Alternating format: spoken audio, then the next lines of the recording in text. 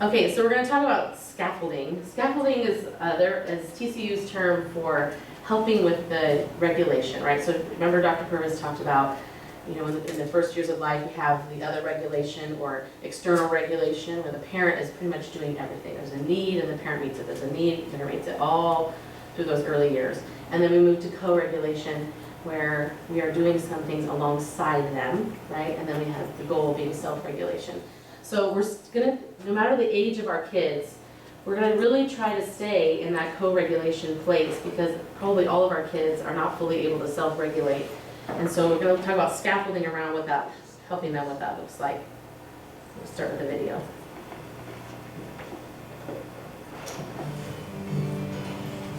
Does anybody know what self-regulate means? What does it mean? Calm yourself by yourself. There you go, calm yourself by yourself. Self-regulation is kind of a mouthful for a small child, but we try to teach them the term because it's an important term. Self-regulation simply means I'm learning to monitor my behaviors and thoughts and actions, and then I'm learning to modulate them. Did you hear that? Beep, beep, beep, beep, Okay. So what does that mean? John Nathaniel. Because this is one area where children who come from hard places have a lot of difficulty.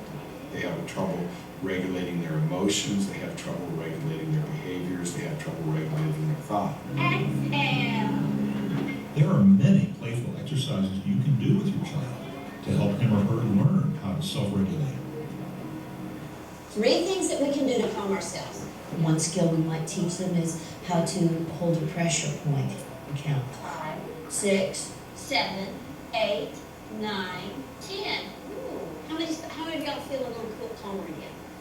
And then we'll check the engine again. And if some of the engines are still in the red, we might do another activity. Push up. 1, 2, 3. We might ask them to do a chair sit-up, which is where they push up and count to 10. 5, 6, 7, 8, 9, 10. Ooh, that's nice. Another blanket can be shared by a couple of people, right? We might invite them to use a little weighted blanket that is self-calming, or a little neck weight that is calming. Yeah.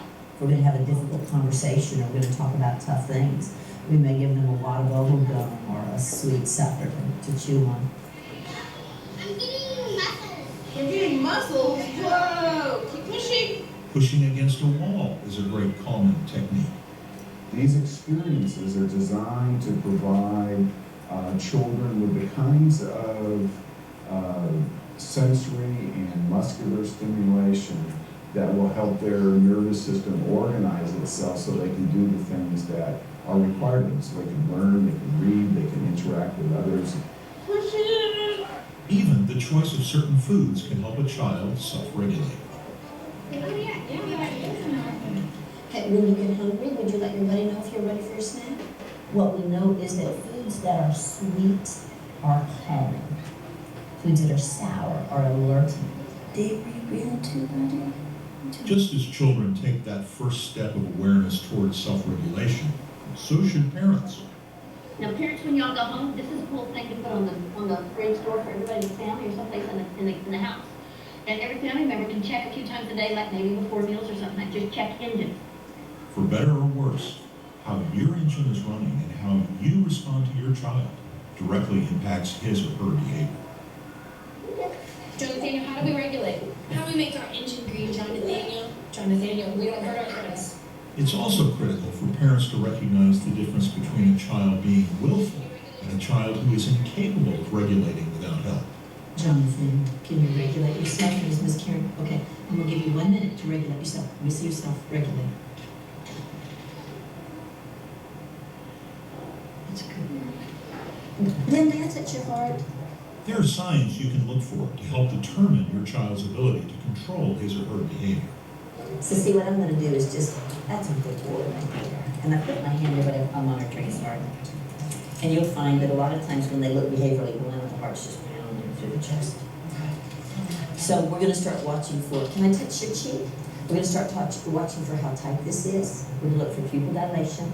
We're gonna just do this sometimes, or we can put our hand on the shoulder with his pulse and feel. Hey, sweetie, tell me what you're doing, okay? And we're also gonna be looking for how deep the breathing is. Those are all stress systems. Okay, so you heard her talking about the engine plate. So try to think of these things in keeping them, with the goal being teaching them self-regulation. So think of these things that we're kind of going to talk about here and the things that they were discussing, the magic mustache, the chair push-ups. These are things we're going to try to teach our kids to help them learn how to calm themselves and try to get them to identify when they need to do that, when they're getting out of control, when they're not able, when they're getting way too low, when they need sensory input. So the goal is to try to get them to try to recognize that. That's what the point of these are. It's not to just have all this extra stuff around that's, you know, kind of confusing. The goal is to try to talk to them.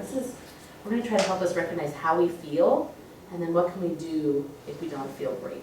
If we either feel too dysregulated or not enough sensory input. So the engine plates. These are great. And they can be anything you want. So, you know, the idea is, although I think there's a video for this, so I won't go into it too much, but the goal for this is for them to identify how they're feeling.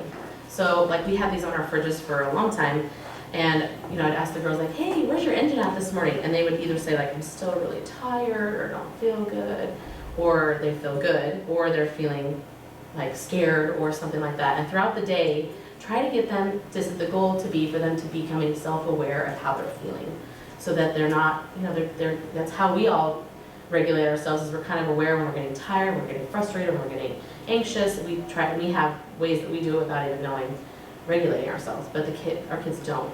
And so this is to get them aware. For, you know, this is a great, this one right here is great for, like, elementary school age. For toddlers, I've been talking about maybe putting pictures here of, like, a picture of your child or a picture of you or whatever, just looking normal. And then, you know, a picture in the blue of you looking really tired or sad. Picture in the red if the issue is anger or outburst, you know, a picture really angry, just so they can identify, so they have a visual for that. You know, for teens, you don't necessarily have to use this, or for adolescents that might not be wanting to do this kind of thing because they think it's cheesy. Although, I'll tell you, in the school, we have you seen all the engine plates on the wall? We have all the kids in the school have engine plates, teens all the way down. And it's amazing, they kind of want to participate in it. And so in the school, you know, they have all their peers to do it with. But at home, like, for the longest time, myself and my husband, we all had engine plates, just because we were all doing it. That way it's not just one child, it's like being identified as needing this engine plate, but we're all doing it because we all can benefit from better regulation, right? Even us adults. This is another example of maybe one that can be a little more detailed for an older child. Out of control, excited, alert, calm, down in the dumps. Something that's a little more, you know, a little more in depth. You know, emotions get a little more dimensional as you get older. So, you know, this can be a poster too, where you can add on to the bottom here ideas of what to do as you're going through. What do you do when you're feeling in the red? What do we do when we're feeling in the blue? For teens or kids, you can write it out with them. You can sit down and say, well, what's an idea of what we can do when we're feeling really upset? And we could write in the same color, you know, magic mustache. The magic mustache was a lifesaver for my daughter from 3 to now. Even now, she still uses it when she gets really upset. I'll just do it with her. I'll be like, oh, I think I need a magic mustache. You want to do magic mustache with me? And you help me count. And it's amazing how much calming can happen between the numbers 1 and 10 when you're pushing on this pressure point. You know, there's still breathing, but it's amazing. It's amazing. And so we use that to remind them, oh, I'm feeling kind of red. Let's take 10 seconds and use our magic mustache. And it's something subtle enough too that they can do it, you know, wherever you're at. Right. It's great for school. Great for school because it's inconspicuous and it's, you know, they start to learn it. So the goal is to try to teach them tools when they can identify they're feeling dysregulated. I think we're gonna watch an interview, yeah. So we'll get a little more detail on that. We are going to do some cool stuff in a minute, but you know what I want to talk to you about? I want to talk to you about an engine plate, because later in a little while, y'all going to make an engine plate. And do you know how this engine plate works?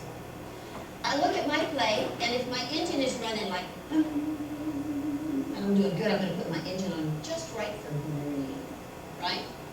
But if my engine, if I can't get going, like in the mornings when I can't get started, or sometimes in the afternoons, I'm like, my engine's too low. But then sometimes, does anybody ever have a time where their engine's Okay, so whose engine is running just right? Raise your hand. Oh, really? That's very interesting. All right. Whose engine is running too low? Whose engine's too low? Okay. Whose engine's like, ooh, like that? Okay. Children, let me see eyes up here. Let's talk about three things that we can do to calm ourselves, okay? One is called a chair sit-up. So put your hands here and push yourself up. We'll count to 10. That gives you deep calming. So count with me. 1, 2, 3, 4, 5, 6, 7, 8, 9, 10. Ooh, that's nice. Whose engine feels a little calmer? Anybody's engine a little calmer? Yeah. Okay. Let's do one more. All the eyes up here. All the voices. Shh, all the voices. And we're going to do one more that's called a pressure point. You put your hand. Have you ever seen somebody upset and they go, like that? They're doing a pressure point right here. Okay, so let's press right here and count to 10, okay? 1, 2, 3, 4, 5, 6, 7, 8, 9, 10.